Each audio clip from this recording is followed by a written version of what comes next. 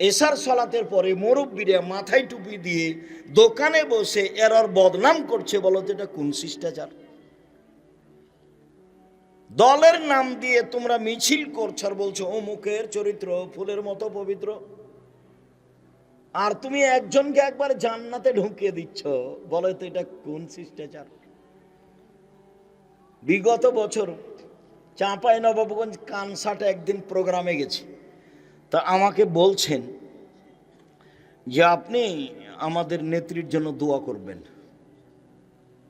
তা আমি অবাক হয়ে গেলাম। আমি বললাম দুঃখিত, আপনার কথায় আমি অবাক হয়ে গেলাম। আমি জাতির কাছে কোনোদিন বিক্রি হইনি, আপনার কাছে বিক্রি হতে হবে এরকম হিসাব আমার মাথাতে নেই। আমি মুসলিম পুরুষ নারীর জন্য দোয়া করি। আপনি যেভাবে বলেছেন সেভাবে আমার দেহে শ্বাস থাকাকালীন সম্ভব নয়। বলেন কি? আপনাদের নেত্রীর বয়স ৪৫ মিনিট। যারা যত বড় জালেম হবে তার সময় তত কম হবে। ফেরাউনের বয়স ছিল মাত্র ২-৩ মিনিট। ফেরাউন ডুবলো, ডুবলো, ডুবলো, ডুবলো, ডুবলো, এগেছে ২-৩ মিনিট। আর আদ সামুদের বয়স সময় ছিল হাফ মিনিট, ৩০ সেকেন্ড, ২০ সেকেন্ড, বিদ্যুৎ, তারপর নাই, আদ সামুদ নেই। আল্লাহ বলছেন আদ সামুদ এত ক্ষমতাধর ছিল, এত ক্ষমতাধর ছিল, লাম ইউখলাক মিসলুহা ফিল বিলাদ, পৃথিবীর মাটিতে আমি অত শক্তিশালী জাতি কখনো কোনোদিন সৃষ্টি করিনি। ফেরাউনকে আল্লাহ বহুবার বলেছেন, ফেরাউন মনে রেখো, তোমার পূর্বে যারা ছিল তারা অর্থ সম্পদে তোমাদের চেয়ে বেশি ছিল। তোমাদের পূর্বে যারা ছিল তারা জমিনে স্মৃতি নির্মাণে বেশি ক্ষমতাধর ছিল। তাদের ক্ষমতা শারীরিক, তাদের ক্ষমতা আর্থিক, তাদের ক্ষমতা স্মৃতি নির্মাণে তোমাদের চেয়ে অনেক বেশি ছিল। যার কারণে আমার মনে হয় মিশরের পিরামিড ফেরাউন তৈরি করেনি, আদ সামুদ করেছে। একটা পাথরের ওজন ২৩ টন, একটা ক্রেন উঠাতে পারে ১৮ টন। তো ১০০-১৫০ ফুট উপরে একটা পাথরকে, ২৩ টন ওজনের পাথরকে কেমনে উঠালো? কিভাবে হতে পারে? হয় কিভাবে?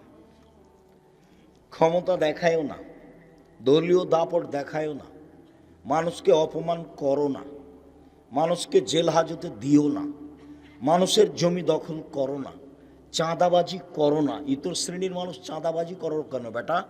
চাঁদাবাজি করো কেন? বাংলাদেশের লোক বলছে এখন বিবাহ করলে চাঁদা দেওয়া লাগবে, আর কিছু কিছু ছেলে বলছে ওরা এতদিন যাবৎ চাঁদাবাজি করেছে, আমরা করব না। তাহলে ওরাও গরু ছাগল, তুমিও গরু ছাগল, ওরাও পশু প্রাণী। বুঝেও বুঝে না ওরা, অন্তর আছে বুঝে না, দেখেও দেখে না ওরা, চক্ষু আছে দেখে না, দেখা দরকার।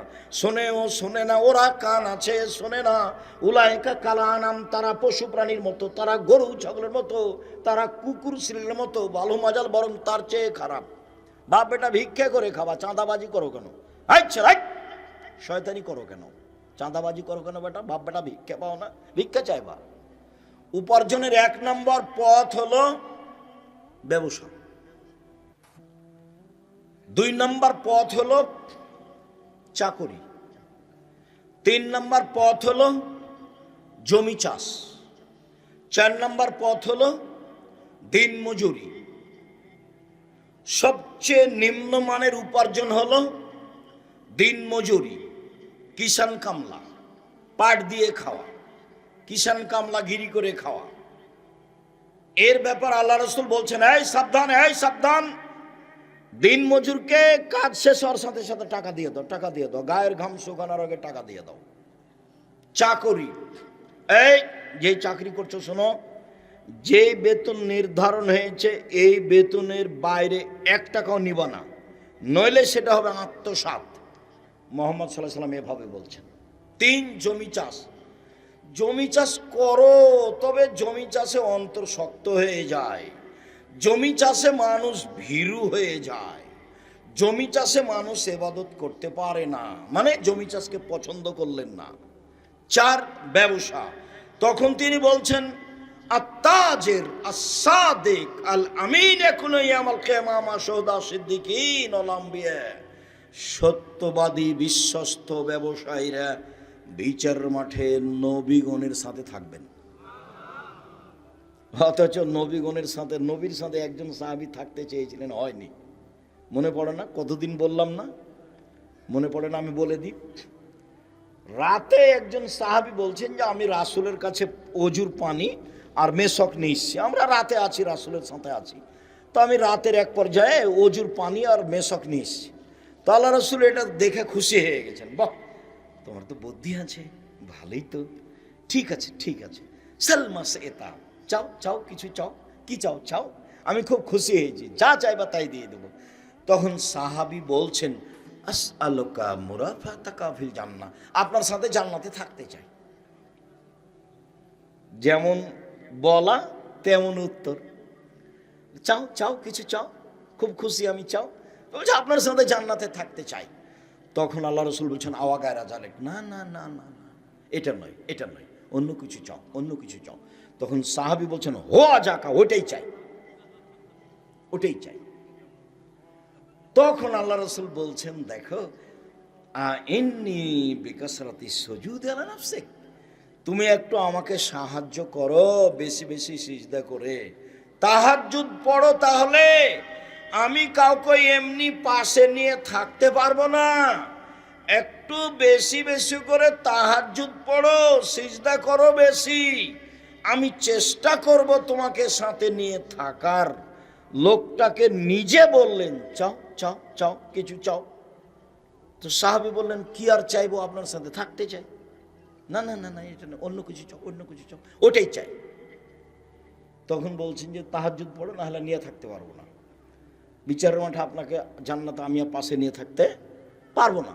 আর এখন বলছেন সত্যবাদী বিশ্বস্ত ব্যবসায়ীরা বিচারের মাঠে নবীদের সাথে থাকবেন। নেন এবার আর একটা শুনবেন। আল্লাহ রাসূল বলছেন ইয়া মাশারাত তুজ্জার, ব্যবসায়ীরা শুনো, ইন্নাল বায়া ইয়াহজুরুল কিযব ওয়াল হালাফ, ব্যবসাতে মিথ্যা কথা চলে আসে, কসম চলে আসে, ব্যবসাতে মিথ্যা কথা চলে আসে, কসম চলে আসে। ফাসুবহু বিসাদকা, তোমরা দান খয়রাত করে মিটিয়ে দাও, দান খয়রাত করে মিটিয়ে দাও।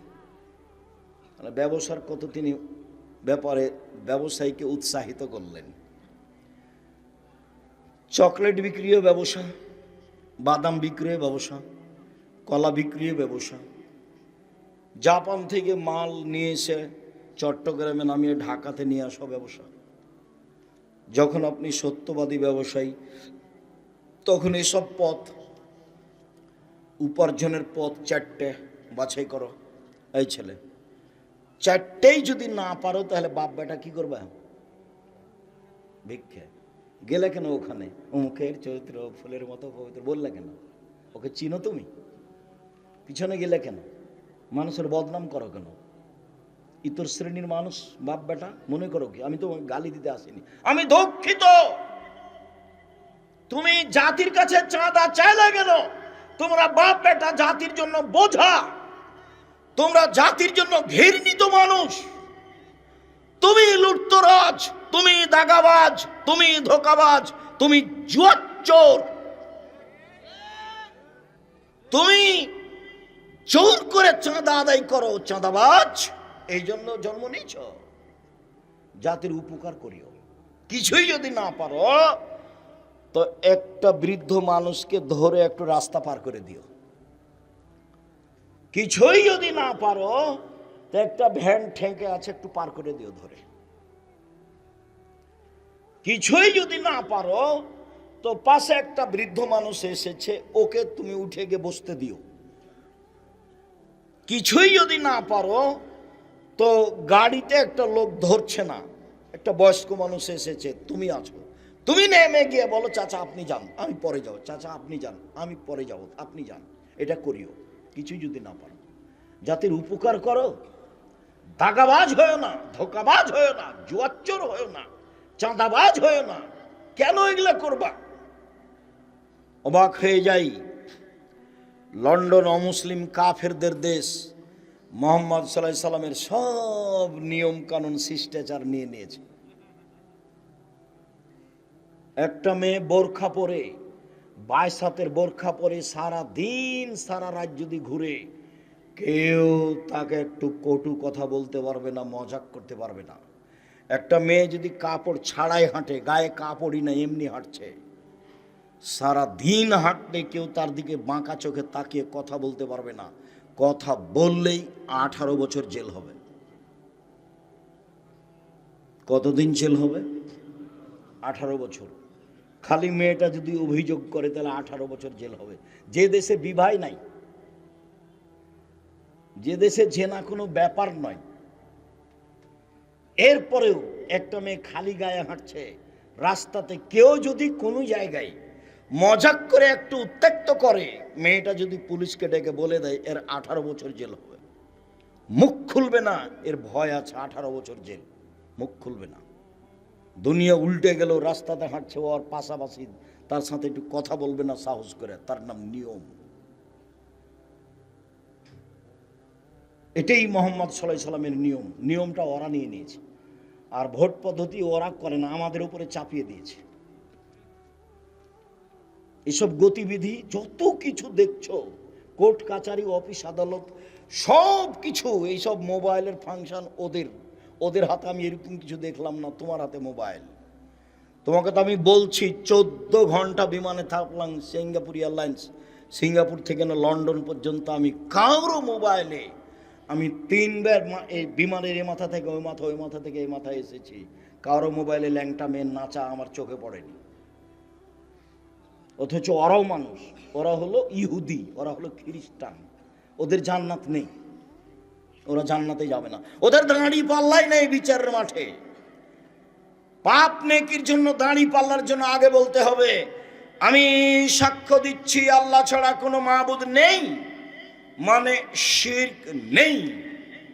আমি সাক্ষ্য দিচ্ছি মোহাম্মদ আল্লাহর রাসূল, মানে বিদাত নেই। এই দুইটা সাক্ষী ছাড়া কারো পাপ নেকি বিচারের মাঠে ওজন হবে না। হিন্দুদের পাপ নেকি ওজন হবে না, তারা এটা সাক্ষী দেয়নি। ইহুদিদের পাপ নেকি ওজন হবে না, তারা এই সাক্ষী দেয়নি। খ্রিস্টানদের পাপ নেকি ওজন হবে না, তারা এই সাক্ষী দেয়নি। কাদিয়ানীদের পাপ নেকি ওজন হবে না, তাদের সাক্ষী কেটে গেছে। শিয়াদের পাপ নাকি ওজন হবে না, তাদের সাক্ষী কেটে গেছে।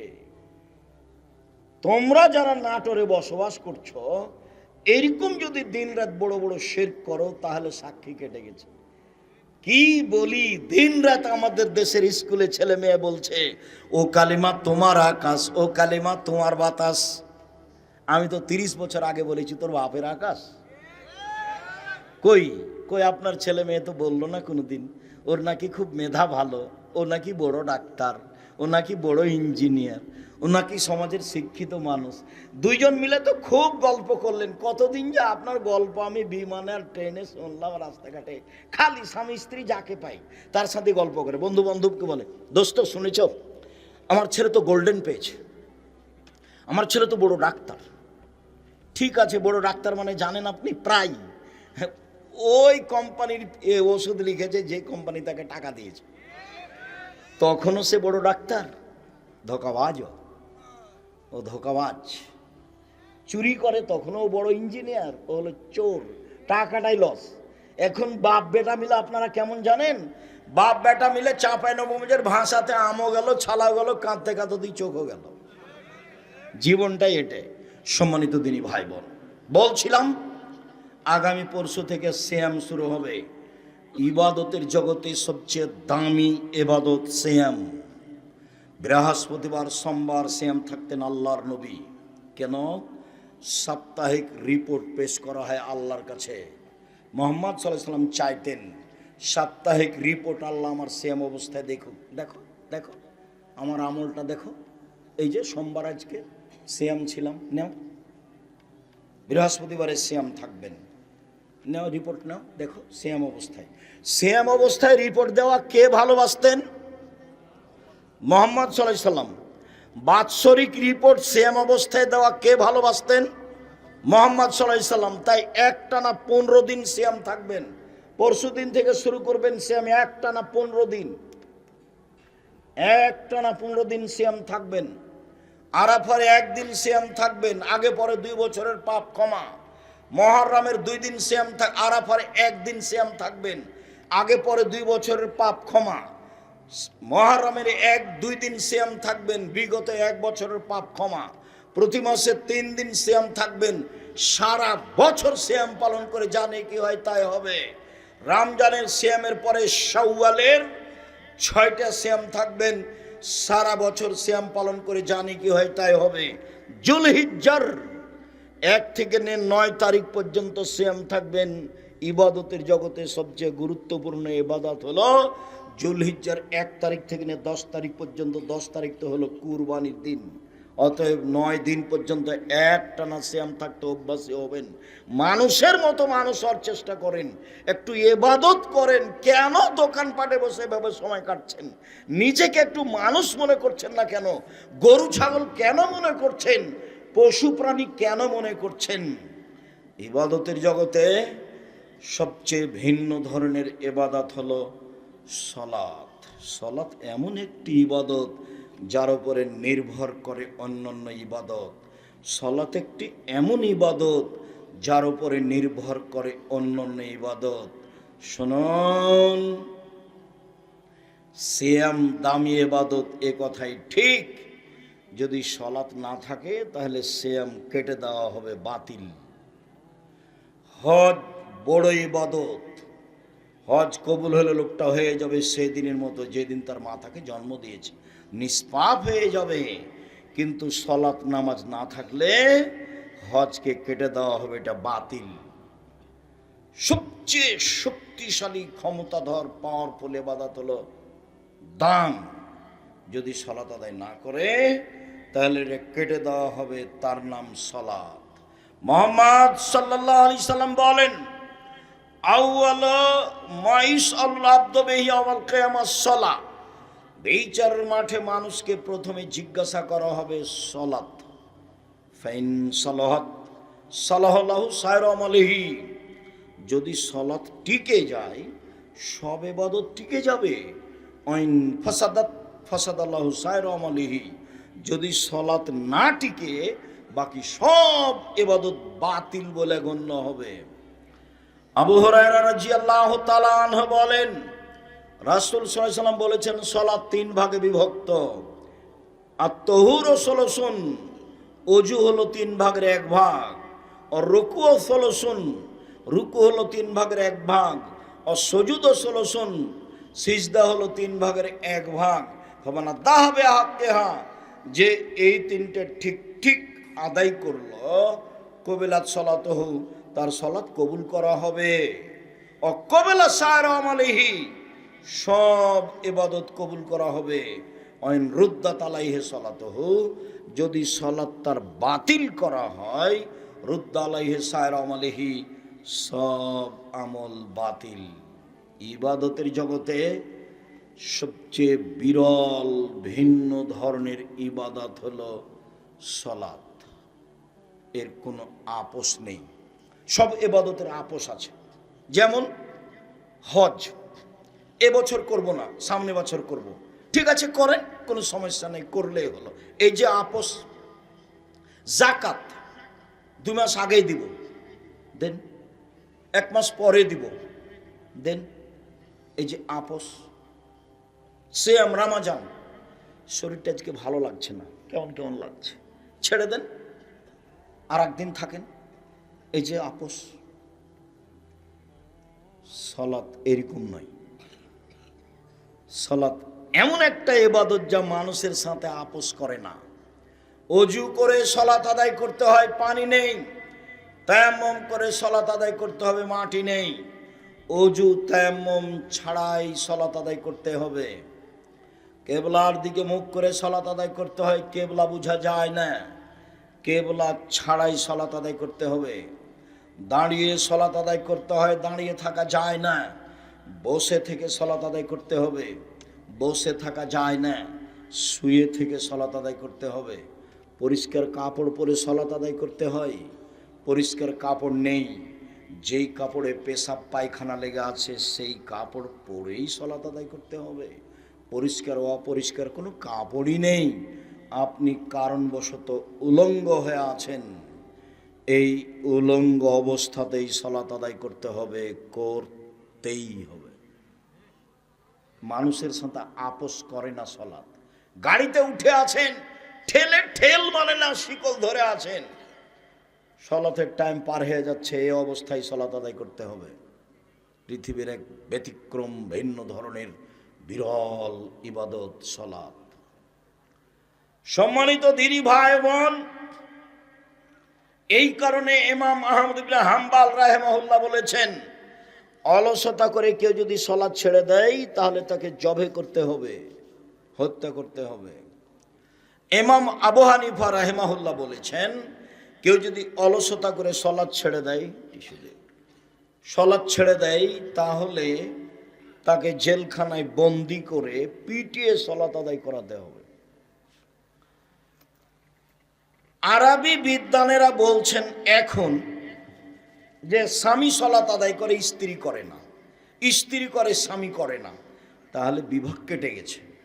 চেয়ারম্যান লাগে না, মেম্বার লাগে না, খাতা কলম লাগে না, কাজী লাগে না, এমনিতেই গেছে। আরবি বিদ্বানেরা আরো বলছেন যে এ অবস্থায় যদি লোকটা মারা যায় তাহলে তার জানাজা হবে না। তারা আরো বলছেন যে এই লোকটাকে মুসলমানের কবরস্থানে কবর দেওয়া হবে না, ওকে হিন্দুদের শ্মশান ঘাটে ফেলে দিতে হবে। এইভাবেই কলম লিখেছে। পৃথিবীতে এক ব্যতিক্রম ইবাদত হলো সালাত। সংক্ষিপ্তভাবে আপনাকে বললাম, কোরআন হাদিসের হুবাহু অনুবাদ না করেই আল্লাহ যেভাবে আদেশ করেছেন, নবী যেভাবে আদেশ করেছেন, তাতে সালাত আদায় করতেই হবে। এরপরে দেখি যারা সালাত আদায় করে না তারা কেমন। রাসূল সাল্লাল্লাহু আলাইহি ওয়াসাল্লাম বলেছেন, বাইনাল আবদি ওয়া বাইনাল কুফরি তারকুস সালাহ। মুসলমান এবং কাফেরের মধ্যে পার্থক্য হচ্ছে সালাত ছেড়ে দেওয়া। যে সালাত আদায় করে সে মুসলমান, যে সালাত আদায় করে না সে কাফের। আল্লাহর নবী অত্র হাদিসে সালাত আদায় করে না এমন ব্যক্তিকে কাফের বললেন। আবু হুরায়রা রাদিয়াল্লাহু তাআলা আনহু বলেন, রাসূল সাল্লাল্লাহু আলাইহি ওয়াসাল্লাম বলেছেন, মান তারাকা সালাতা মুতাআম্মিদান ফাকাদ কাফারা। কেউ যদি ইচ্ছাকৃত সালাত ছেড়ে দেয় তাহলে সে কাফের হয়ে গেল। অত্র হাদিস প্রমাণ করে যে মানুষ সালাত ছেড়ে দিলে কাফের হয়ে যায়। আব্দুল্লাহ ইবনে শাকিক বলেন, কানা আসহাবু রাসূলিল্লাহি সাল্লাল্লাহু আলাইহি রাউনা তারকুহু কুফরুন গায়রা সালাহ। সাহাবীগণ সালাত ব্যতীত অন্য কিছু ছেড়ে দিলে কাফের মনে করতেন না। হজ না করলে কাফের মনে করতেন না, মনে করতেন এ বড় পাপী। যাকাত না দিলে কাফের মনে করতেন না, মনে করতেন এ বড় পাপী। কিন্তু সালাত না পড়লে সাহাবীগণ বলতেন এ হলো কাফের। সালাত আদায় করে না যারা, তারা কাফের।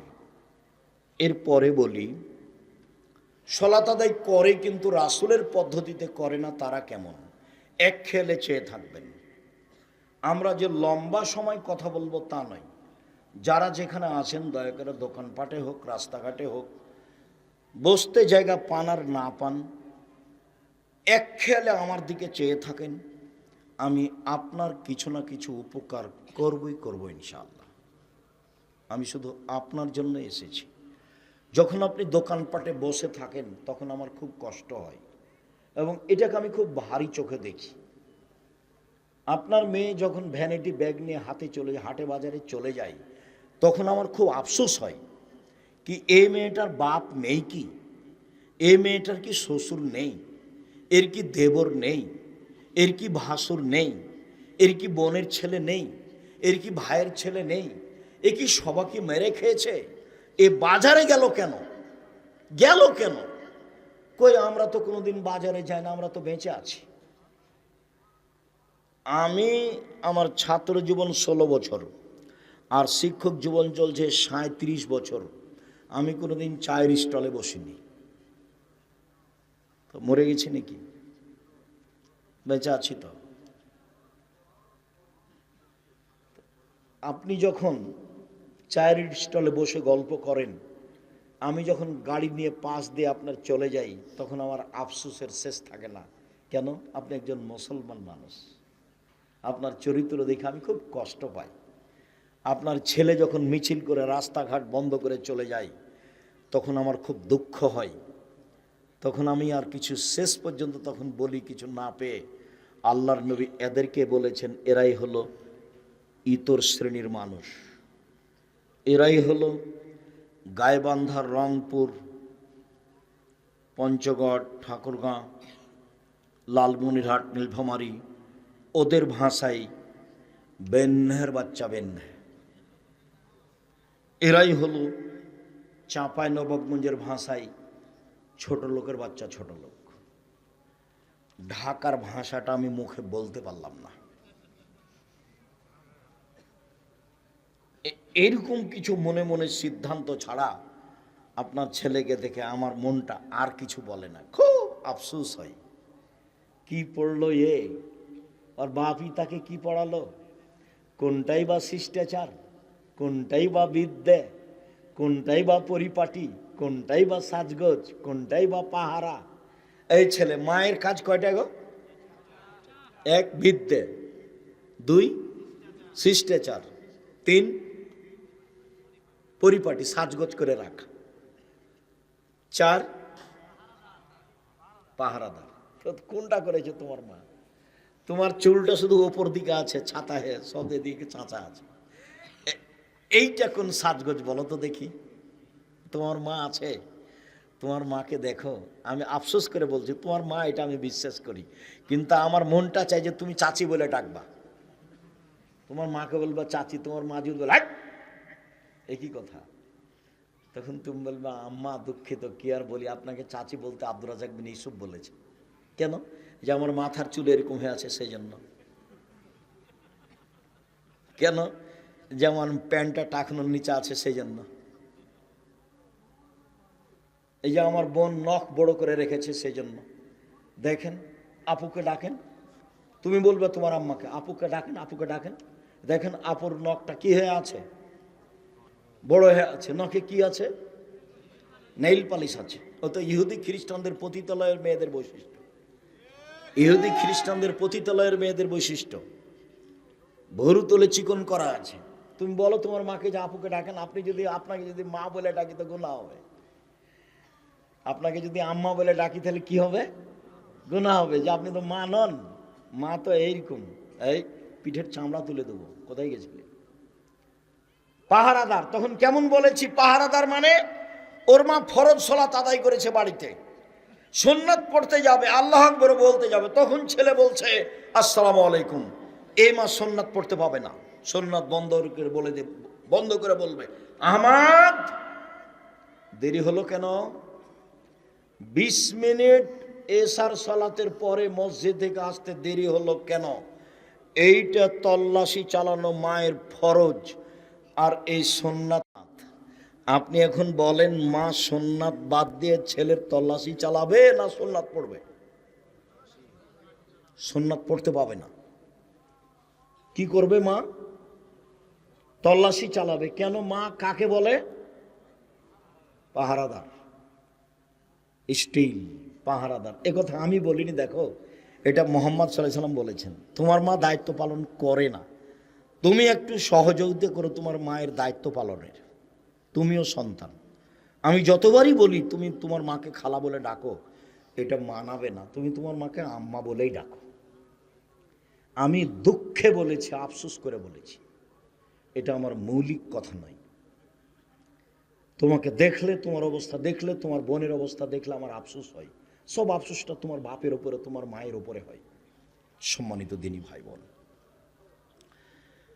আল্লাহ তাআলা বলেন ফাওয়াইলুল লিল মুসাল্লিন, যারা সালাত আদায় করে ঠিকঠাক সুন্দর করে করে না, ওদের জন্য অয়েল নামক জাহান্নাম সুনিশ্চিত।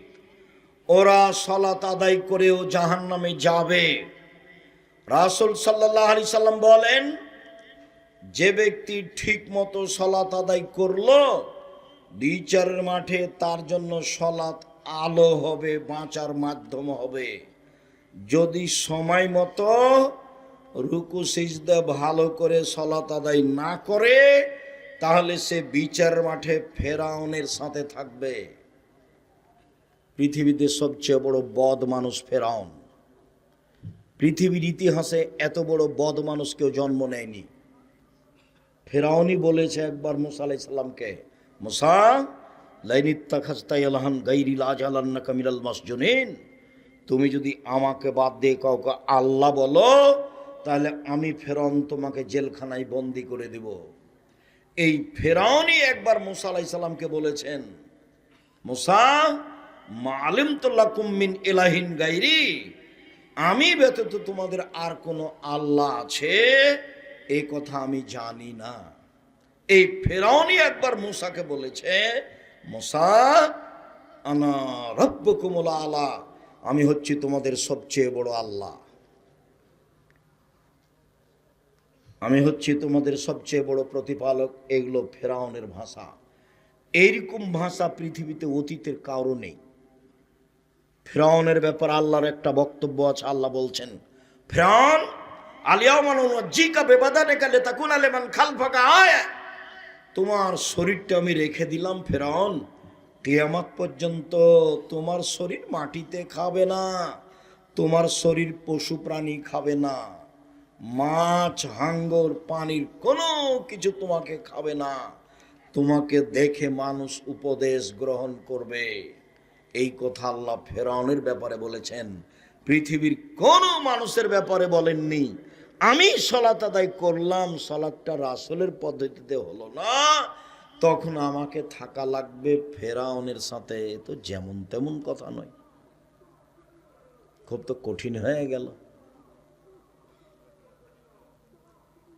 রাসূল সাল্লাল্লাহু আলাইহি সাল্লাম যা বলেন, তাতে রাসূলের পদ্ধতিতে সালাত আদায় না করলে সালাত হবে না। একটা লোক মসজিদে ঢোকে, 2 রাকাত সালাত আদায় করে আল্লাহ রাসূলের সালাম দিল। আল্লাহ রাসূল বললেন, সাল্লি ফান্নাকাল্লাম তুসাল্লি, তুমি সালাত আদায় করো, তুমি করনি। লোকটি আবার করলো। আল্লাহ রাসূল বললেন, তুমি সালাত আদায় করো, তুমি করনি। লোকটি আবার সালাত আদায় করলো। আল্লাহ রাসূল বললেন, তুমি সালাত আদায় করো, তুমি করনি। তখন লোকটি বলছে, আল্লিমনি কাইফা উসাল্লি, আপনি আমাকে সালাত শিখিয়ে দেন, আমি এর চেয়ে ভালো করে সালাত আদায় করতে জানি না। আল্লাহ রাসূল তাকে রুকু সিজদার কথাটা বলে দিলেন। আমি আপনাকে বলতে চাচ্ছি, হাদিস তো বুখারী মুসলিম। আল্লাহ রাসূল তাকে বললেন না, হ্যাঁ সালাত আদায় করেছো, খুব একটা ভালো হয়নি। হ্যাঁ তুমি সালাত আদায় করেছো, তবে রুকু সিজদায় ভুলে ঠিক হয়নি। এইভাবে বললেন না। কি বললেন? বারবার বললেন যে সালাত আদায় করো, করনি। করেছেন তো? বারবার বলছেন যে করো, করনি। করেনি সাহাবী? করেছেন তো? একবারও তো হ্যাঁ বললেন না, সবকে না বললেন। তাহলে সালাত যদি আমার রাসূলের পদ্ধতিতে না হয়, তাহলে সালাত হবে না। বিকৃত করে খালি গেল আর আসলো, সিজদা মেরে দিল, খালি রুকু দিকে গেল, বাঁকাই হয়নি, গেছে চলে এসেছে। ধর্ম পাগল নয়, এই সালাত হবে না। রাসূল সাল্লাল্লাহু আলাইহি সাল্লামের পদ্ধতিতেই সালাত আদায় করতে হবে। হুযায়ফা রাদিয়াল্লাহু তাআলা আনহু একজনকে সালাত আদায় করতে দেখে বললেন, শোনো, তুমি রুকু সিজদা ঠিক মতো আদায় করনি, তোমার সালাত হয়নি। তুমি যদি মারা যাও, তাহলে তোমার মরণ রাসূলের পদ্ধতি ছাড়াই হবে। রাসূলের সুন্নাত অনুযায়ী তোমার মরণ হবে না। রাসূল সাল্লাল্লাহু আলাইহি সাল্লাম একবার বললেন, পৃথিবীর মানুষ শোনো, আসওয়াউস সারিক মান ইয়াসরুকু মিন সালাতিহি, সবচেয়ে খারাপ চোর যে সালাত চুরি করে। গরু চুরিও চোর, তবে সবচেয়ে খারাপ চোর নয়, হাত কাটা যাবে। টাকা চুরিও চোর, তবে সবচেয়ে খারাপ চোর নয়, হাত কাটা যাবে। জিনিসপাতি চুরিও চোর, তবে সবচেয়ে খারাপ চোর নয়, হাত কাটা যাবে। যে সলাত চুরি করে সে হলো সবচেয়ে খারাপ চোর। সাহাবীগণ তখন বলছেন, আল্লাহর নবী কাইফা ইয়াসরাকু মিন সালাতিহি, সলাত মানুষ কিভাবে চুরি করতে পারে? সলাত কি চুরি করার জিনিস? তখন আল্লাহ রাসূল বলছেন, মাল্লাম ইউতিমু রুকুহা ওয়ালা সুজুদাহা, যে রুকু সিজদা ঠিক মতো আদায় করে না সে হলো সলাত চোর।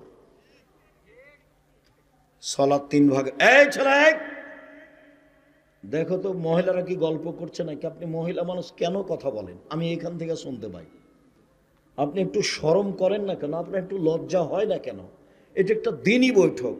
আর একজন মহিলা যদি আপনার গায়ের উপর দিয়ে চলে যায় তো আপনি মুখ খুলবেন না, মুখখান বন্ধ রাখেন। যদিও আমি এটাও আফসোস আপনার উপরে চাপাই, ও তো মেয়ে আপনার।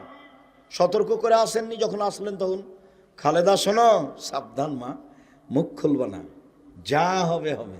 আব্দুর রাজ্জাক বিন ইউসুফ এসেছেন, মা সাবধান, বাড়িতে থাকো সেটাই ভালো। কিন্তু যাবা, কথা বলতে বলতে যাবা, কথা বলতে বলতে আসবা, সেখানে আবার গল্প করবা, এটা করো না। দেখো আমি পিতা নই তোমার, এটা প্রমাণ হয়ে যাবে আমি আসলে তোমার পিতা, এটা আমি তোমাকে বলতে চাচ্ছি। মুখখান বন্ধ রেখো, কানটা লাগিয়ে রাখো, দেখো কোনো উপকার হয় কিনা। আব্দুর রাজ্জাক সাহেব এসেছেন, আমাদের কোনো উপকার করতে পারে কিনা একটু দেখো। তোমার বুদ্ধি আছে, তুমি ক্লাস 10-এ পড়ো, তুমি রান্না বান্না করতে পারো, সব তুমি বিভিন্ন ধরনের খাবার রেডি করতে পারো, সেটা খুব ভালো পারে। নখ যেমন বড় রাখতে পারে, খাওয়াও তেমন বিভিন্ন রান্না করতে পারে। ওই কাগজ কলমে দেখে দেখে, মোবাইলে দেখে দেখে রান্না করে, বাস আপনিও খুশি, ওর মাও খুশি, সবাই খুশি, ভাইয়েরাও খুশি। আপু আজকে এটা করো তো আপু, এটা করো তো আপু, এমন কিছু বানায়, ভাই বোন সবাই খুশি, আপনিও খুশি। আমি দুঃখিত, কি করতে পারি আমি? কি উপকার করতে পারি আমি? আপনার জন্য এসেছি, কি উপকার আমি করতে পারি? আপনি আমার দিনী ভাই, আপনার স্ত্রী আমার দিনী বোন, আপনার ছেলে মেয়েকে আমি নিজের ছেলে মেয়ের মতো মনে করি। কিভাবে তাকে জাহান্নাম থেকে বাঁচানো যায়? বাংলাদেশের মাটিতে ছেলে মেয়ে ঘুম থেকে উঠে গিয়ে বলছো কালিমা তোমার আকাশ, কেমনে জাহান্নাম থেকে বাঁচা যাবে? আমি বলিনি, আমি বলবো না, আমার ছেলে মেয়েকে আমি বলতে দিনে দেহের সংস্থাকালীন ঠাকুরের গান বলবো না। ঠাকুর বাঙালিদের শত্রু, ঠাকুর মুসলমানের শত্রু, ঠাকুর ঢাকা বিশ্ববিদ্যালয়ের শত্রু, ঠাকুর জাতির শত্রু। ভারত বাংলাদেশ পাকিস্তানের মুসলমান যেদিন ইংরেজদের হাতে নির্যাতিত, সেদিন ঠাকুর লন্ডনে মুছ পাকায়, সেই ঠাকুরের গান আমি বলবো?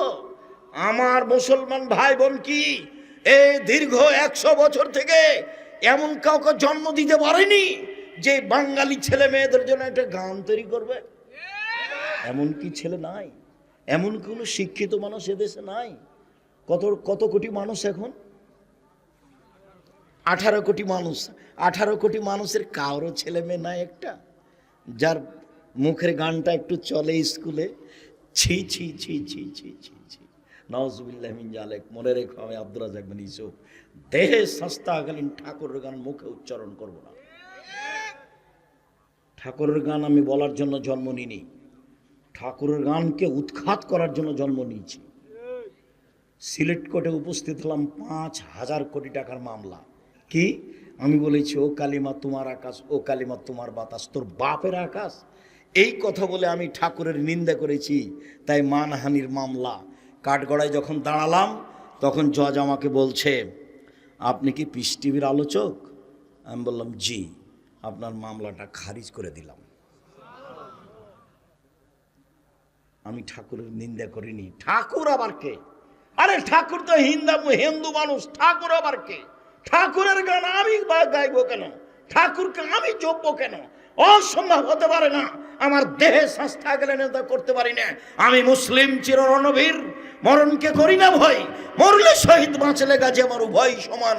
মরাও যতটুকু, বাঁচাও ততটুকু, মরলেও জান্নাতি বাঁচলেও জান্নাতি, উভয় আমার সমান। আমি মুসলিম চির রণবীর। আমি ঠাকুরের গানকে কবর দিতে এসেছি, ওকে জাতির সামনে রাখতে আসেনি। ঠাকুর আবার কে?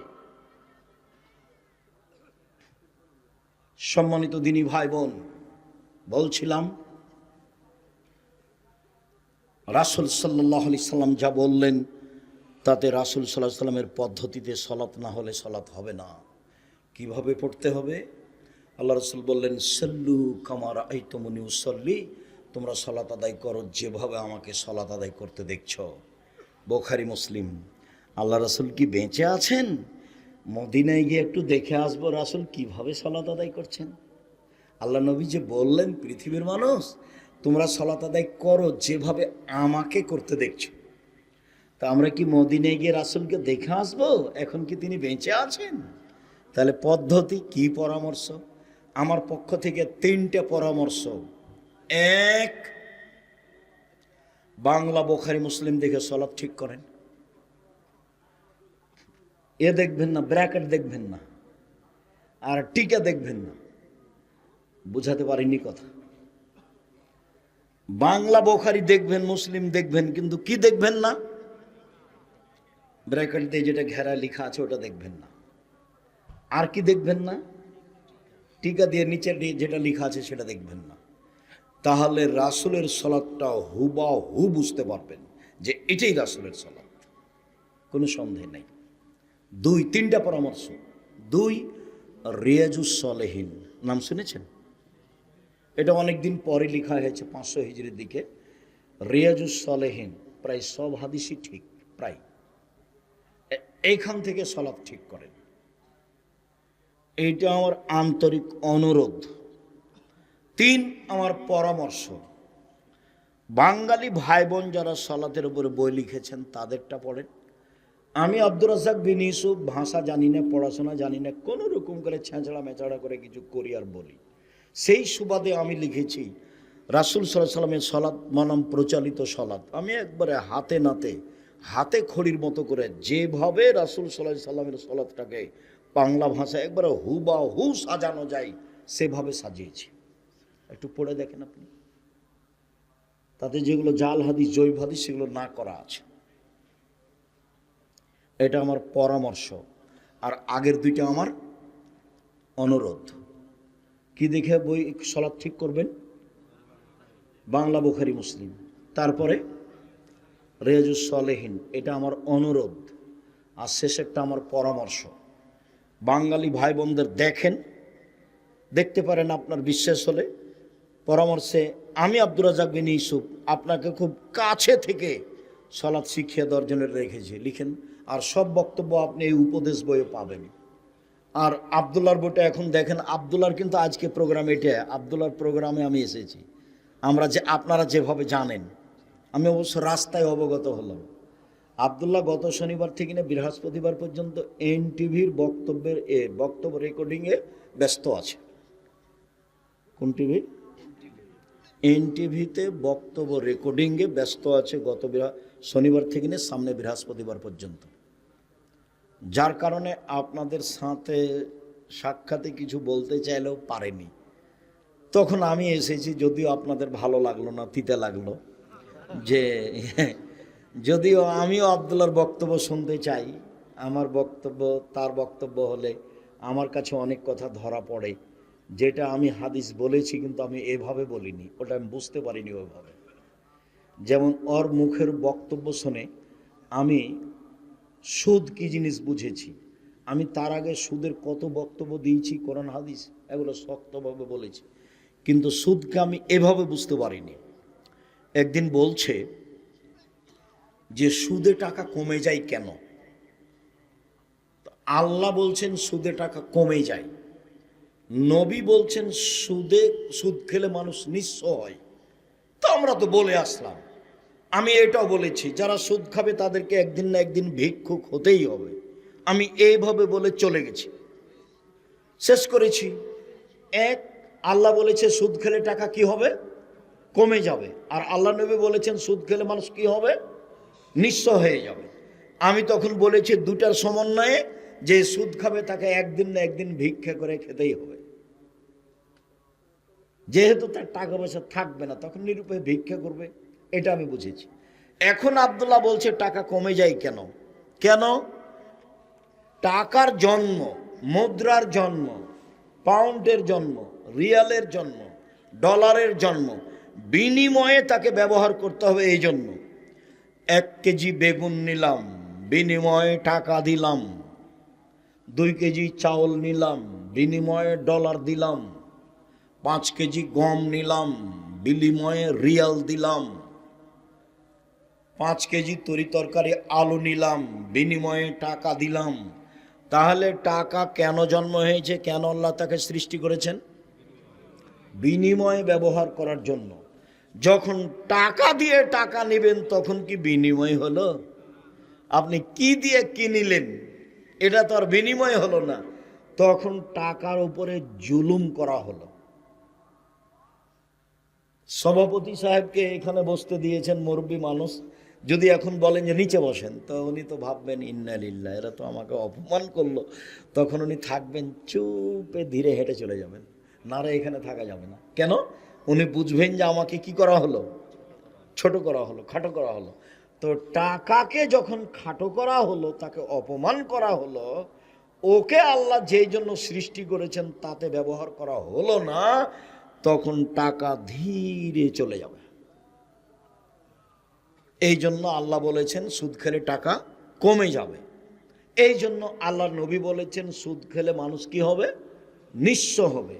আর আমি দুইটার সমন্বয়ে বলেছি, মানুষ যদি সুদ খায় তাহলে এক পর্যায়ে তাকে কি করতে হবে? ভিক্ষা করতে হবে। আমি তখন তার বক্তব্যে বুঝলাম, ও কথা তো ঠিকই, ওকে তো বিনিময়ে ব্যবহার করতে হবে। সুদ খেলে তো বিনিময় হয় না, হুবাহু এটা দিয়ে ওইটা নেওয়া হয়, ঠিকই তো কথা। এই জন্য বক্তব্য করলে আমিও বক্তব্য পাশ থেকে খুব কান লাগিয়ে শোনার চেষ্টা করি। সাল্লু কামা রাআইতুমুনি উসাল্লি। আল্লাহু আকবার। আল্লাহ আকবার বলার পূর্বে বিসমিল্লাহ চলবে না। সবচেয়ে পাওয়ারফুল শব্দ আল্লাহ আকবার। 2 পায়ের মাঝে ফাঁকা রাখতে হবে, শরীরের ভারসাম্য বজায় রেখে যতটুকু লাগে। মহিলা বৈঠকে মহিলারা বলেছে, চাঁপাইনবাবগঞ্জের মহিলারা, বুবু নামাজে যখন দাঁড়াবা বুবু, তখন 2 পায়ের গোলালি জমা করে নিও বুবু, নইলে লজ্জা স্থানের যোগাযোগ বুবু মাটির সাথে হবে, মাটি অভিশাপ করবে। বুবুর সব কথাই নাকি বোখারিতে আছে। মিথ্যা কথা, একবারে টাহা মিথ্যা কথা। বুবু পায়জামা পরে থাক, না হয় শাড়ি পরে থাক, না হয় ছায়া পেটিকোট পরে থাক, যা পরে থাক থাক, এখানে কোনো কথা নেই। কাপড়টা টাকনুর নিচে থাকবে, এটা হলো কথা। কাপড়টা গোড়ালি পর্যন্ত চলে যাবে, এটা হলো কথা। বুঝাতে পারিনি কথা? যা পরে থাকবে থাকবে। মহিলা পুরুষ সবাই 2 পায়ের মাঝে কতটুকু ফাঁকা রাখবে? শরীরের ভারসাম্য বজায় রাখতে যতটুকু লাগে। কথা বুঝতে পারেননি? আল্লাহ আকবার। আল্লাহ আকবার বলার পূর্বে যদি পেশাব পায়খানার কাজ থাকে, যান পেশাব পায়খানার সময় বলবেন বিসমিল্লাহ আল্লাহুম্মা ইন্নী আউযু বিকা মিনাল খুবুসি ওয়াল খাবায়েস। যদি বিসমিল্লাহ সহ বলে তাহলে শয়তান ক্ষতি তো দূরের কথা দেখতে পাবে না, ও কানা হয়ে গেছে, বিসমিল্লাহর এত ক্ষমতা। পেশাব পায়খানা যখন শেষ হবে তখন বলবেন গোফরানাকা, আল্লাহ তুমি আমাকে ক্ষমা করো। জরুরি কথা। টয়লেটে ঢুকলেই তাসবিহ তাহলিল জিকির আজকার নিষেধ, এ কথা নয়। টয়লেট ঢুকে আপনি বলেন বিসমিল্লাহ আল্লাহু আউযু বিকা মিনাল খুবুসি ওয়াল খাবায়েস। যখন বসলো তখন থেকে না ইবাদত বান্দিগি জিকির বন্ধ, যখন উঠলো গোফরানাকা বলে তখন চালু হয়ে গেল। অতএব আপনি ওই টয়লেটের ভিতরে বিসমিল্লাহ বলেন, দোয়া পড়েন, কোনো সমস্যা নেই। অজু করেন, অজু করার পরে দোয়া পড়েন, কোনো সমস্যা নেই। চলবে না কতক্ষণ পর্যন্ত বুঝেন তো? কখন থেকে কখন? বসা থেকে উঠা পর্যন্ত। বিসমিল্লাহ আল্লাহুম্মা ইন্নী আউযু বিকা মিনাল খুবুসি ওয়াল খাবায়েস। বসছেন, বসলেন, বন্ধ, আর জিকির আজকাল নেই, তাসবিহ তাহলিল নেই। এবার পানি খরচ করে উঠছেন, গুফরানাকা এখন চালু হয়ে গেল, করেন। পানি দিয়ে পবিত্রতা অর্জন করবেন। পানি না থাকলে ঢেল টিস্যু ব্যাপার, আগে ঢেল টিস্যু ব্যাপার, পরে পানি, এটা মিথ্যে।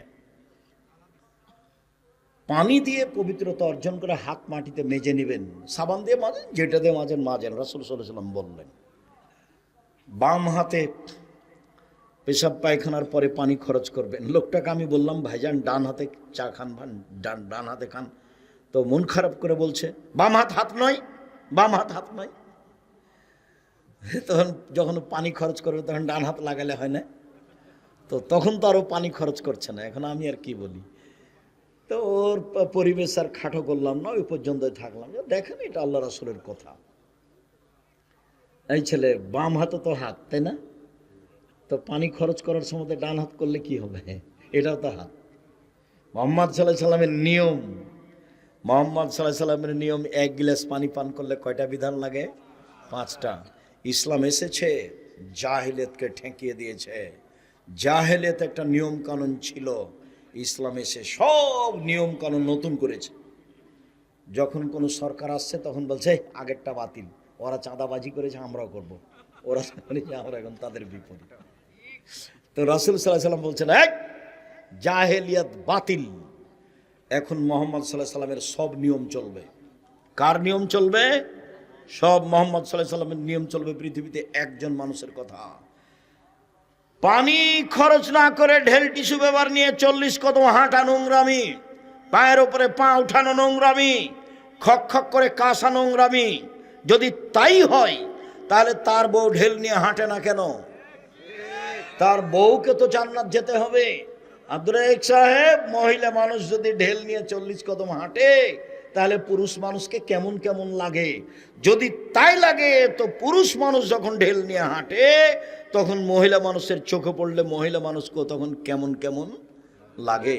দুটাই সমান সমান। ধর্ম পাগল হয়নি, ধর্ম সবচেয়ে দামি মানুষ দিয়ে চলে যার নাম মুহাম্মদ সাল্লাল্লাহু আলাইহি সাল্লাম। পৃথিবীর কোনো মানুষের 5 পয়সা দাম নেই। ওমর রাদিয়াল্লাহু তাআলার কথা চলবে না, মাত্র একজন মানুষের কথা চলে যার নাম মুহাম্মদ সাল্লাল্লাহু আলাইহি সাল্লাম। আল্লাহু আকবার বলে সালাত আরম্ভ করবেন, এদিকে দেখেন, এরকম করবেন না। আল্লাহু আকবার, এটা চলবে না। আল্লাহু আকবার, এটা চলবে না। আল্লাহু আকবার, এটা চলবে না। আল্লাহু আকবার, এটা চলবে না। কি চলবে? আল্লাহু আকবার, কাঁধ সামনাসামনি, বাস কাঁধ সামনাসামনি। আর একটু উঁচু করেন, কানের লতি। একাধিক সহিহ হাদিস, হয় এটা না হয় এটা। ডান হাতের কবজি বাম হাতের কবজির ওপর সহিহ হাদিস, নইলে বাহুর উপরে বাহু সহিহ হাদিস। বুকের ওপর রাখেন, সানা পড়েন, আল্লাহুম্মা বাঈদ বাইনি ওয়া বাইনা খাতায়ায়া কামা বা'আদতা বাইনাল মাশরিক ওয়াল মাগরিব, আল্লাহুম্মা নাক্কিনি মিনাল খাতায়া কামা ইয়ানক্কা সাবুল আবিজ মিনাদ দানাস, আল্লাহুম্মা আগসিল খাতায়ায়া বিল মা'i ওয়াস সালজি ওয়াল বারাদ, আউযু বিল্লাহ, বিসমিল্লাহ। সূরা ফাতিহা, বিসমিল্লাহ। অন্য একটা সূরা, আল্লাহু আকবার। হাত খুলে ওই পর্যন্ত উঠাবেন, ওই পর্যন্ত উঠে চলেন রুকুতে যাই। রুকু যাওয়ার পূর্বে আপনার সাথে জরুরি কয়েকটা কথা। আঙ্গুল খোলা খোলা রাখবেন, হাতকে সোজা করে রাখবেন রডের মতো, পিঠের লম্বাটা একবারে সোজা করে রাখবেন। মাথা উঁচুও করবেন না, মাথা নিচুও করবেন না। কোমর থেকে সামনের ওজন হাতের উপরে থাকবে, কোমর থেকে সামনের ওজন হাতের উপরে থাকবে। মাথা উঁচুও করবেন না, মাথা নিচুও করবেন না। আঙ্গুল খুলে খুলে হাঁটুকে শক্তভাবে ধরে রাখবেন, পিঠের লম্বাটা একবারে সোজা হয়ে থাকবে। বলুন সুবহান রাব্বিল আযীম যতবার ইচ্ছে, বলুন সুবহান কুদ্দুসুন রব্বুল মালাইকাতু ওয়ার রূহ যতবার ইচ্ছে, বলুন সুবহানাকা আল্লাহুম্মা রাব্বানা ওয়া বিহামদিকা আল্লাহুম্মা ইগফিরলি যতবার ইচ্ছে, বলুন সুবহানাদিল জাবরুতি ওয়াল মালাকুতি ওয়াল কিবরিয়া ওয়াল আযমাত যতবার ইচ্ছে। 3 বার চলবে না, 5 বার চলবে না, 10 বার চলবে না, যে যা পারে। একজন সাহাবী বলছেন, একদা আল্লাহ রাসূল রুকুতে থাকলেন সূরা বাকারা পড়ার সমান। কতক্ষণ? সূরা বাকারা পড়ার সমান কি 2-1 মিনিট হলো? 2.5 পারা, মানে যে যত পারে। তার মানে কি হলো? যে যত পারে। চলেন সামি আল্লাহু লিমান হামিদা, ওই পর্যন্তই উঠাতে হবে ওইভাবে। রব্বানা লাকাল হামদ হামদান কাসীরান তাইয়িবান মুবারাকান ফি মিলাস সামাওয়াতি ওয়াল আরদ মিলা মা বাইনাহুম ইলা মা শাইতা মিন শাইইন বাদ। চলেন সিজদায়। সিজদায় যাওয়ার পূর্বে আপনার সাথে জরুরি 2টি কথা। তার প্রথম কথা হচ্ছে, আল্লাহ রাসূল বললেন আমাকে 7 হাড়ের উপরে সিজদা করতে বলা হয়েছে। 7 হাড়, হাড্ডি। নাক কপাল 1, 2 হাত 3, 2 হাঁটু 5, 2 পায়ের বৃদ্ধাঙ্গুল 7। সিজদার সময় গাও চুলকাতে পাবেন না। গাও চুলকালে এখন কয়টা আছে লেগে মাটিতে? 6টা। এই জন্য এটা নিষেধ।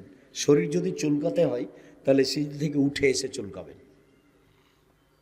উল্লেখ্য যে এবার 2 পায়ের গোড়ালি জমা হয়ে যাবে।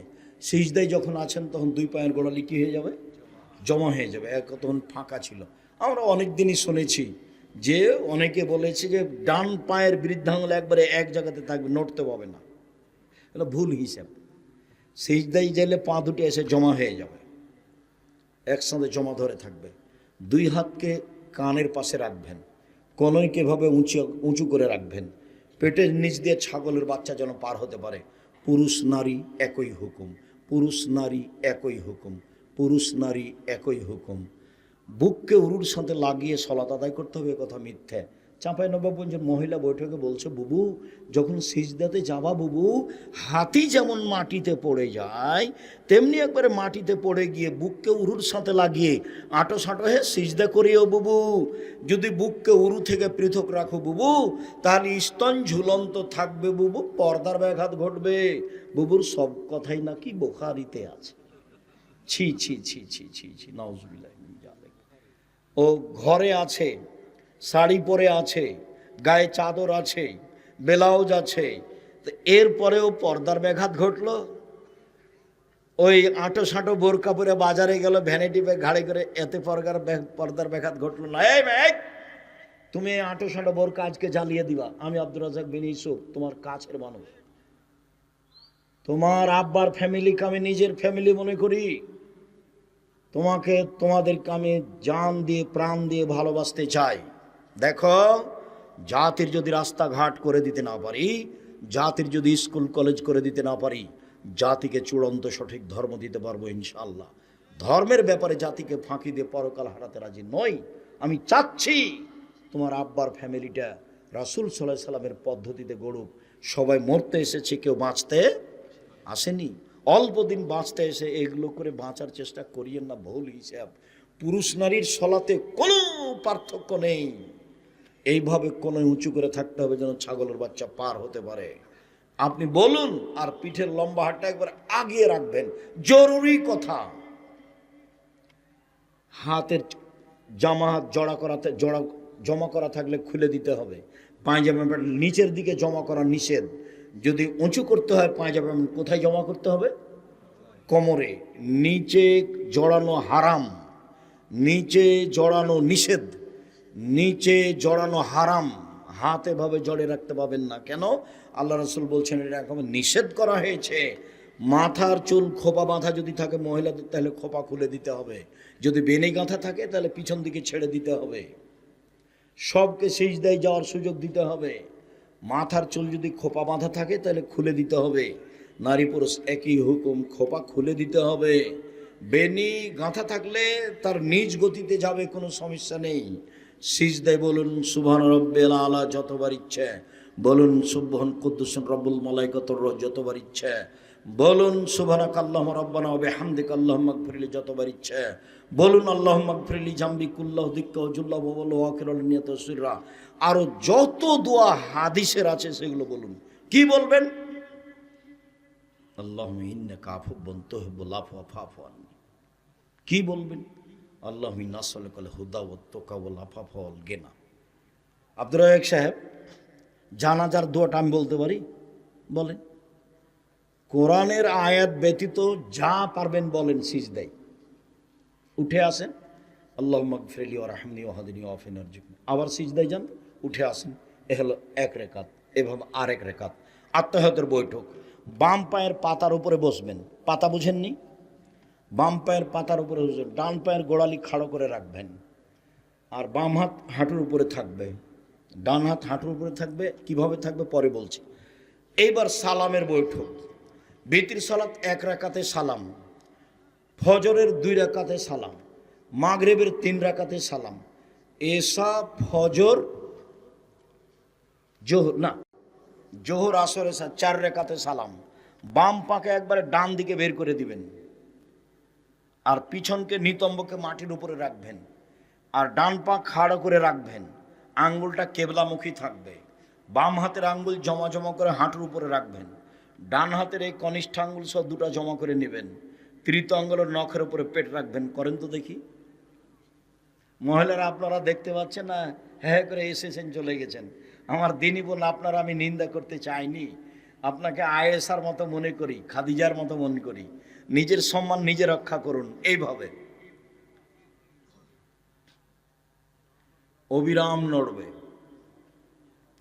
একবার ইল্লাল্লাহর সমাতে নড়বে, এরপর মানে জাল ভুয়া হাদিসও নেই, দুনিয়াতে কোনো হাদিসই নেই। সব সময় নড়বে, শয়তানকে আঘাত করা হবে। আত্তাহিয়াত, দরুদ, দোয়ায়ে মাসুরা। এখন যা মুখস্থ আছে দোয়া, কোরআন মাজিদের হোক আর হাদিসের হোক, রব্বানা আতিনা ফিদ দুনিয়া হাসানাতাও ওয়া ফিল আখিরাতি হাসানাতাও ওয়া কিনা আযাবান নার, রব্বি ইন্নী যালামতু নাফসি ফাগফিরলি, যা মুখস্থ আছে। আর আমার একটা পরামর্শ আছে, বলেন তো সেটা কি? রব্বির হামহুমা কামা রাব্বায়ানি সাগীরা। সালাম ফিরার পূর্বে একটু বলে, জি, সালাম ফেরার পূর্বে বলবেন, আগে পিছে হলে কোনো সমস্যা নেই। প্রথম তো তাশাহুদ, তাশাহুদ তো বুঝি। দ্বিতীয় হলো দুরুদ, দুরুদে ইব্রাহিম। আর তৃতীয় আমরা চাঁপাইনবাবগঞ্জের মানুষ আমরা বলি দোয়ায়ে মাসুরা। মানে তার দুইটা অংশ, একটা হলো আল্লাহুম্মা ইন্নী যালামতু নাফসি যুলমান কাসীরা, আর একটা হলো আল্লাহুম্মা ইন্নী আউযু বিকা মিন আযাবি জাহান্নাম ওয়া আউযু বিকা মিন আযাবিল কবর। এই দুটার পরে আপনি নিজের ইচ্ছা মতো দোয়ায় চলে যান। তবে আপনি আত্তাহিয়াত আর দুরুদ পড়ার পরেও চলে যেতে পারেন। আপনি ইচ্ছা মতো দোয়া করেন, কোরআন হোক আর হাদিসের হোক, যা পারবেন করেন। আমি একটা পরামর্শ দিয়েছি, রব্বির হামহুমা কামা রাব্বায়ানি সাগীরা। আসসালামু আলাইকুম রহমতুল্লাহ, আসসালামু আলাইকুম রহমতুল্লাহ। এরপরে যা হবে তা জিকির হবে। সম্মানিত দিনী ভাই বোন, আগামী পরশু থেকে নফল সিয়াম থাকার প্রাণপণে চেষ্টা করবেন, আমার আন্তরিকভাবে অনুরোধ। বৃহস্পতিবার সোমবার সিয়াম থাকবেন। আর আজকের আলোচনার পরে বই পুস্তক এখানে গাড়িতে আছে, যে আলোচনা করছিলাম সলাতের বইয়ে আছে, আর সব বক্তব্য উপদেশ বইয়ে আছে। আর আব্দুল্লাহর বইটা পড়ে দেখুন, আল্লাহর পথে যাত্রা। একবারে গায়েবের উপরে কিভাবে ঈমান আনতে হবে, ন্যায়নিষ্ঠ নিয়ে নেতা কিভাবে হবে, নেতা কে হতে পারে, এই সব বিস্তারিত বিবরণ দেওয়া আছে। সম্মানিত দিনী ভাই বোন, আমি আজকের আলোচনা এ পর্যন্ত করে আপনাদের কল্যাণ কামনা করি। আল্লাহ আমাদের যারা মারা গেছে তুমি তাদের কবরের শাস্তি মাফ করো। আমরা যারা অসুস্থ তুমি তাদের আরোগ্য দান করো। আমরা যারা বেঁচে আছি তুমি তাদেরকে তোমার রাসূলের পদ্ধতি অনুযায়ী চলার তৌফিক দান করো। বিশেষভাবে সালাত আদায় করার তৌফিক দান করো। বিশেষভাবে সিয়াম পালনের তৌফিক দান করো। যাওয়ার পূর্বে বই পুস্তকগুলি সব গাড়িতে আছে, হাতের ডানে, আমার হাতের ডানে পাশে গাড়ি দাঁড়িয়ে আছে, সবাই নিয়ে যাবেন। আর ওই দুয়ার বইটাও আছে, অনেক দোয়া আছে দেওয়া।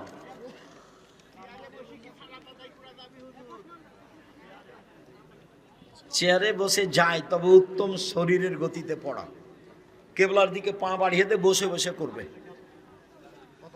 আমি একজন নবমুসলিম, আপনার দিনী বোন, আমার কাছের একজন মানুষ, সে আমাকে প্রায় কিছু টাকা দিয়ে সহযোগিতা করতেন। আমি জানি না সে আমাকে ধার দিয়েছে নাকি একেবারে দিয়েছে। গত কয়েক বছর আগে তিনি ইন্তেকাল করেছেন, কিন্তু আমি সেই টাকা পরিশোধ করিনি। বর্তমানে তার স্বামী সন্তান আছে, তাদেরকে জানলে সমস্যা হতে পারে। যেহেতু তিনি স্পষ্ট করেননি, কাজে তোমাকে আর স্পষ্ট করা লাগবে না। বাস তুমি দানের মধ্যে ধরো, ওই চিন্তা করতে হবে না তোমাকে। এটা তো তোমরা প্রোগ্রামের ইয়েতে। বিসমিল্লাহির রহমানির রহিম। আমি একজন মা, আমার ছেলে অ্যাক্সিডেন্টে মারা গেছে। আমার ছেলের জন্য দোয়া করবেন। আল্লাহ আপনার ছেলেকে শহীদ হিসেবে কবুল করুক, আল্লাহুম্মা আমিন। আমার প্রশ্ন হলো, আমার ছেলের জন্য আমি কিভাবে দোয়া এবং দান করলে আল্লাহ কবুল করবেন? মানুষ মরার পরে দুইটা পথ, মুখে দোয়া, আল্লাহ তুমি আমার ছেলেকে মাফ করো, আর এরকম মরণকে শহীদ হিসাবে গণ্য করো, এভাবে বলতে থাকেন। আর তার নামে দান করেন, দানে কবরের শাস্তি বন্ধ হয়ে যায়। আসসালামু আলাইকুম হুজুর, আমার বিয়ের সময় কাজী সাহেব যখন বিয়ে পড়াই, প্রথমবার কবুল বলতে বললে আমি কবুল বলি, দ্বিতীয়বার কবুল বলতে বললে আমি কবুল বলি, কিন্তু তৃতীয়বার কবুল বললে সঙ্গে সঙ্গে কাজী উপস্থিত সবাইকে বলে, আপনারা শুনতে পেয়েছেন?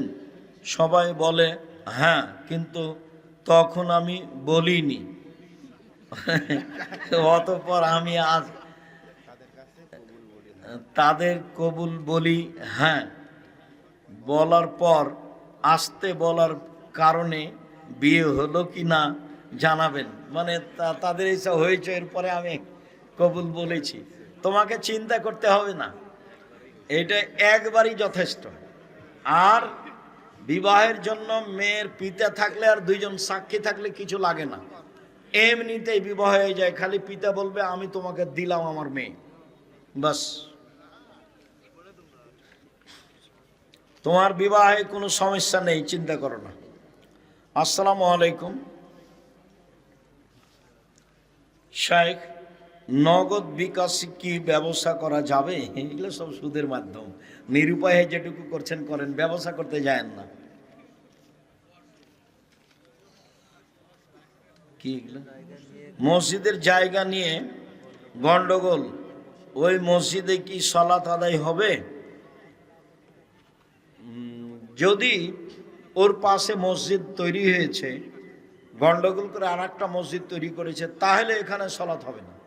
মসজিদের জায়গা নিয়ে গন্ডগোল কেন?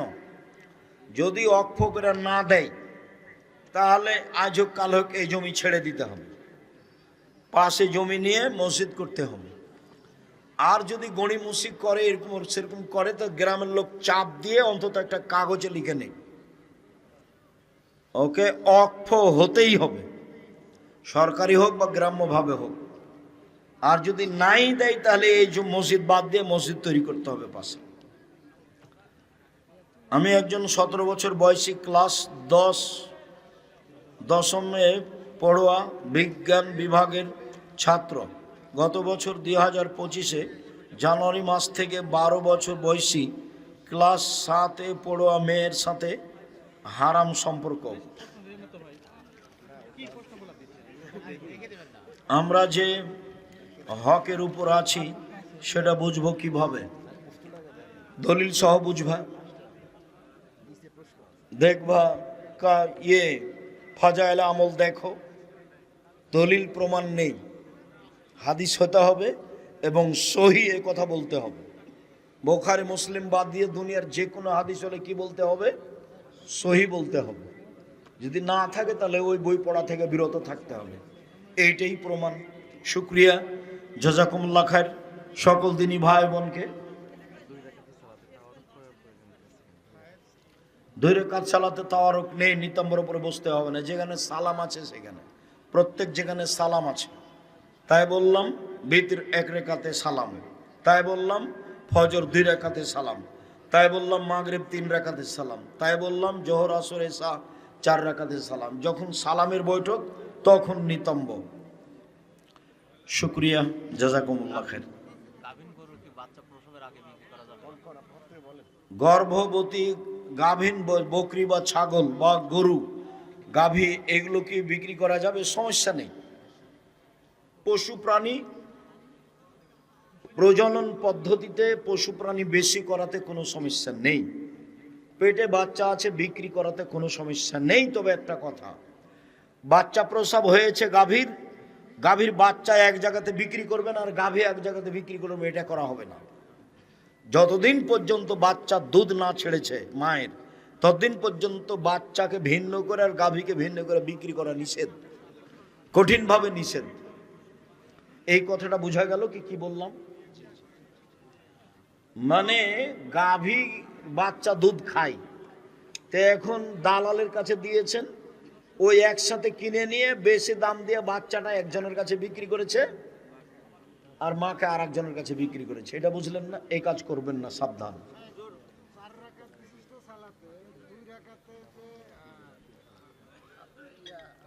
আত্তাহিয়াত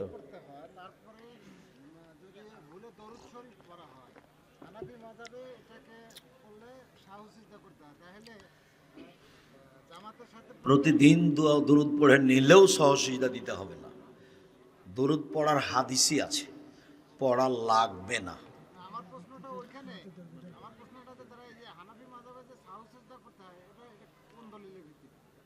বললাম তো, প্রতিদিন যদি দুরুদ পড়ে নেয় তো সহসিজদা করতে হবে না।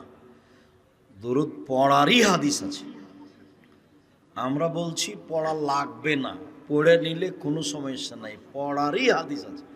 সহসিজদা তো বহু দূরের কথা। আচ্ছা যাক, কথা শেষ করি।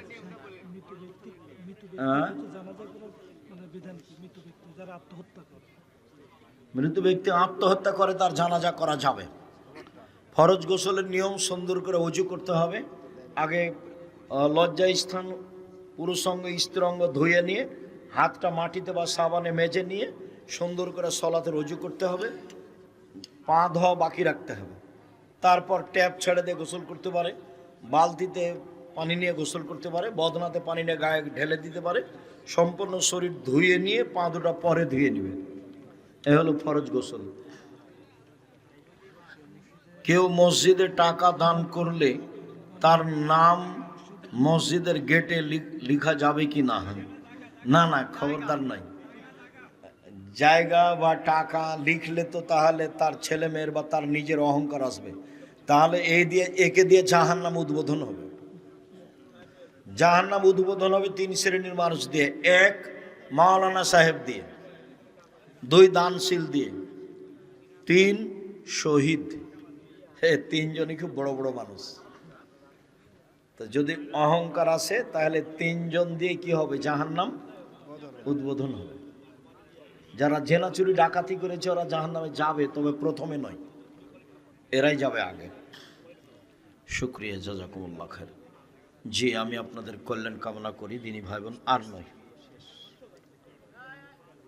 মসজিদের পাশে কবর থাকলে সালাত আদায় করা যাবে? জি না। ডানে বামে সামনে পিছনে ভিতরে কোনো জায়গাতে কবর থাকলে সালাত হবে না।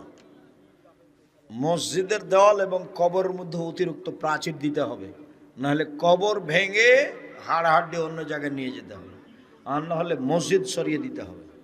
খুব কঠোরভাবে না করা আছে। সালাত হবে না কবরের পাশে, কবরের উপরে, কবরের দিকে, সব হাদিস। শুকরিয়া। সুবহানাকাল্লাহুম্মা ওয়া বিহামদিকা আশহাদু আল্লা ইলাহা ইল্লা আনতা আস্তাগফিরুকা ওয়া আতুবু ইলাইক। আসসালামু আলাইকুম। গাভীর পেশাবে তো বক্তব্য শুনেছেন যে ভিজালে সমস্যা নেই। জি না, ওর যদিও আমি ওটা বলতে চাইনি, এরা বলতে চাই, ওটা চাঁপাইনবাবগঞ্জের এক গতিতে বলেছিলাম। গাভীর পেশাব কাপড়ে লেগে গেলে সমস্যা নেই। যেসব প্রাণীর গোস্ত খাওয়া হয় তার পেশাব অপবিত্র নয়। ওটা তো বুখারী মুসলিমের হাদিস। আসসালামু আলাইকুম।